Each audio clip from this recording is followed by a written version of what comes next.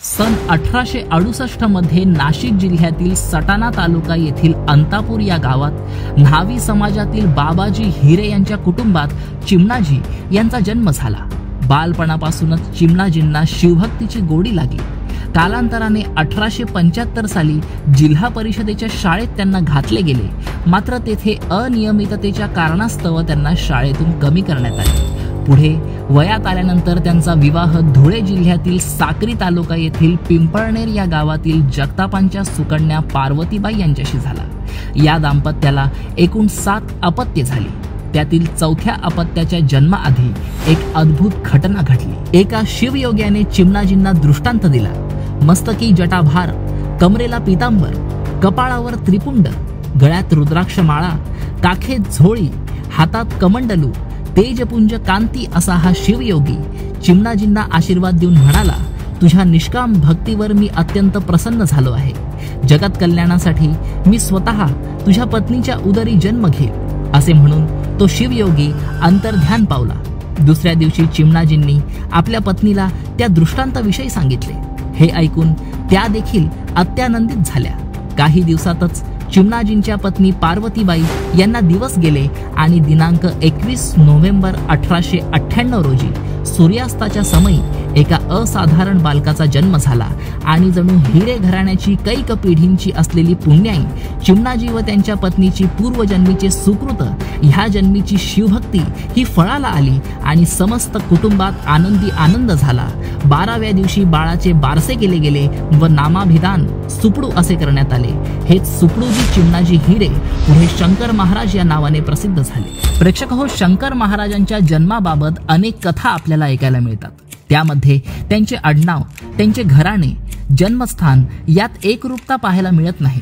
कधी कधी जन्मकथा ही दंतकथा वाटते, मात्र हे पुस्तक आपल्याला पुराव्यानिशी श्री शंकर महाराजांचे जन्म सत्य सांगते, कारण हे पुस्तक हिरे घराण्यातीलच नव्या पिढीने प्रकाशित केले आहे। तर जाणून घेऊयात श्री शंकर महाराजांचे वास्तविक रहस्य या पुस्तकाप्रमाणे।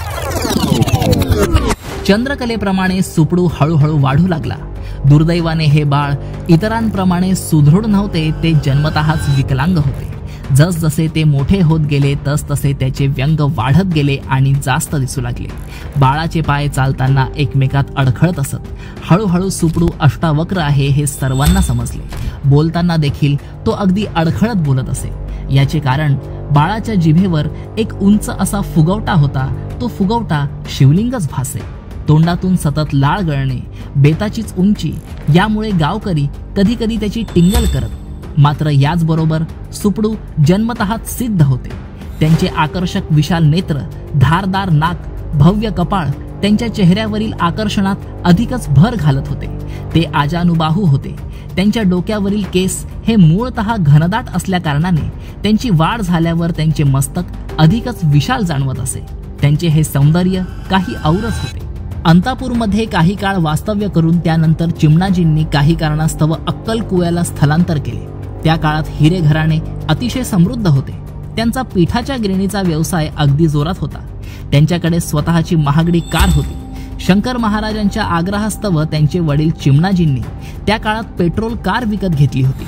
प्रसंगी पेट्रोल आणण्यासाठी ते नंदुरबारवरून तांब्याच्या घड्यात पेट्रोल मागवायचे। अशा परिस्थितीत सुपडूजी कधी नुसती साधी कोपरी व पायजामा, तर कधी धोतर, तर कधी मनात आले तर सूट बूट, हाताच्या दाही बोटात सोन्याच्या रत्नजडित अंगठ्या घालत, तर कधी मनात आले तर कुणाचाही सदरा विजरा घालून भटकत, हातात सिगरेट, मद्य, गुळगुळीत केलेली दाढी अशाही वेशात ते असत।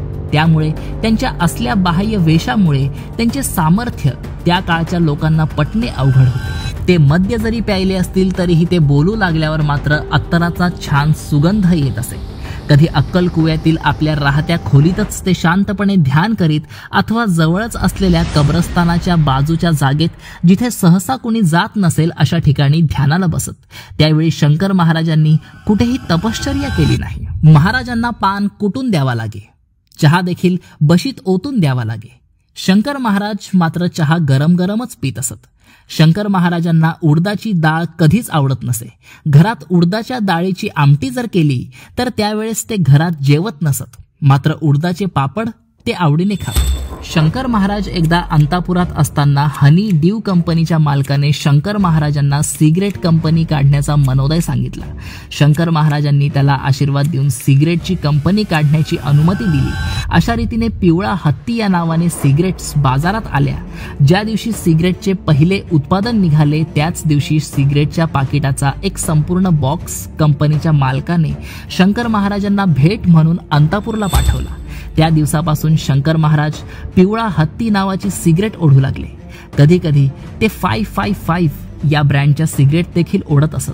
ह्या सिगरेट्सवर त्यांचे भारी प्रेम होते. त्यामुळे शंकर महाराज आणि सिगरेटचा काय संबंध आहे असे विचारणाऱ्या जिज्ञासू व्यक्तींना मी सांगू इच्छितो की वेळ प्रसंगी शंकर महाराजांच्या भक्तांना त्यांच्या घरात सिगरेटचा वास येतो. यावरून शंकर महाराज साक्षात आपल्या घरात असल्याचा अनुभव भक्तांना येतो. घरात सिगरेटचा वास तर शंकर महाराजांच्या कृपेनेच येईल, मात्र मी स्वतः आपले घर प्रसन्न ठेवण्यासाठी डिवाइन परफ्यूम्स पूजा स्प्रे आपल्या घरात वापरतो.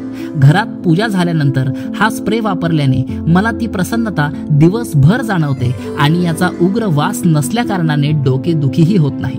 आपणही हा स्प्रे एकदा नक्की वापरून पहा. याची लिंक मी आपल्याला पहिल्या कमेंटमध्ये दिली आहे. त्या लिंकवर क्लिक करून घरपोच मागवा हा डिवाइन परफ्यूम्स पूजा स्प्रे. शंकर महाराजांच्या धूम्रपानाव्यतिरिक्त मद्यपान तसेच मांसाहाराच्याही अनेक गोष्टी या पुस्तकात आपल्याला स्पष्ट वाचायला मिळतात. थोडक्यात अंतापूर तसेच अक्कलकुवा येथे त्यांच्या अशा बाह्य वर्तनामुळे त्यांचे स्वरूप कुणालाच कळले नाही. त्यामुळे अंतापूरवासियांना शंकर महाराजांचे सत्य स्वरूप त्यांच्या सामर्थ्याविषयी 1% देखील माहिती नव्हती आणि त्यांनी ते जाणून घेण्याचाही प्रयत्न केला नाही. संपूर्ण जगात शंकर महाराजांविषयी प्रचंड कुतूहल व आस्था असताना तसेच जगात त्यांचे लाखो भक्त असताना देखील अंतापूरमध्ये मात्र अनास्था होती. पण आता हे चित्र बदलले आहे. हिरे घराण्यातील नव्या पिढीने अंतापूरच्या गावकऱ्यांना हाताशी धरून गावात पहिल्यांदा समाधी सोहळा साजरा केला. पुढे 3 वर्षांनी सन 14/5/2003 शंकर महाराजांचे मंदिर बांधण्यात आले. हळूहळू अंतापुरात शंकर भक्तांची गर्दी वाढू लागली. अलीकडेच शंकर महाराजांच्या जन्मस्थानावर पक्के बांधकामही झाले आहे. प्रेक्षक हो, तरीही शेवटी प्रश्न उद्भवतो की असे कोणते कारण असेल की ज्यामुळे शंकर महाराजांना अक्कलकुवा व अंतापूर सोडून जावे लागले. तर ह्या पुस्तकातील एका परिच्छेदाप्रमाणे त्या काळच्या प्रथेप्रमाणे मुलामुलींचे विवाह लवकरच होत असत. त्यामुळे साधारणपणे 17-18 वर्षाच्या सुपडूंचा आता लवकरात लवकर विवाह उरकून टाकावा असे त्यांच्या आईवडिलांना वाटले. सुपडू सहजासहजी विवाहाला तयार होणार नाही हे चिमणाजी पूर्णपणे जाणून होते. त्यामुळे शंकर महाराजांच्या नकळत एकदा वधूकडील मंडळी नवऱ्या मुलाला पाहण्यासाठी अक्कलकुव्याला शंकर महाराजांच्या राहत्या घरी आले. दारासमोर बैलगाड्या आल्या. त्यातून 8-10 मंडळी उतरली आणि घरात हजर झाली. शंकर महाराज त्यावेळी घरातच होते. इकडे सर्व लोक बघून त्यांनी आपल्या आईला प्रश्न केला की इतके सर्व लोक इथे का आले आहेत. त्यांचा प्रश्न ऐकून त्यांच्या आई त्यांना म्हणाल्या की हे सर्वजण तुला बघायला आले आहेत. तुझ्या लग्नाची बोलणी सुरू आहे. तू पटकन जाऊन कपडे घालून ये. शंकर महाराजांनी तत्काळ पोळ्यांचे खापर उचलले व खाली आपटून फोडून टाकले आणि घराच्या बाहेर पळ काढला. आपल्याबरोबर चंदू खाटीक नावाच्या मित्राला बरोबर घेऊन ते अक्कलकुव्याच्या पुढे कुकुरमुंड्याकडे गेले. वाटेत तापी नदी होती. त्यावेळी तिचे पात्र दुथडी भरून वाहत होते. शंकर महाराजांनी क्षणाचाही विचार न करता स्वतःचे अंग त्यात झोकून दिले व पैलतीर गाठले. चंदू खाटीक भीतीमुळे काठावरच राहिला. पैलतीरावर पोचल्यावर शंकर महाराजांनी चंदूला हात उंचावून टाटा केला व हळूहळू ते दिसेनासे झाले. कदाचित या प्रसंगावरूनच पुढे शंकर महाराजांनी आपले कार्य विविध प्रदेशात केले असावे, कारण असा स्पष्ट उल्लेख या पुस्तकात कुठेही सापडत नाही की या प्रसंगानंतर शंकर महाराज अक्कलकुव्यात किंवा अंतापूरमध्ये दिसले नाही. असो, अंतापूरचे अवलिया या पुस्तकात दिलेले श्री शंकर महाराजांचे जन्मसत्याबाबत असलेले अनेक पुरावे जर आपल्याला पाहायचे असतील तर हे पुस्तक आपल्या घरी मागवा.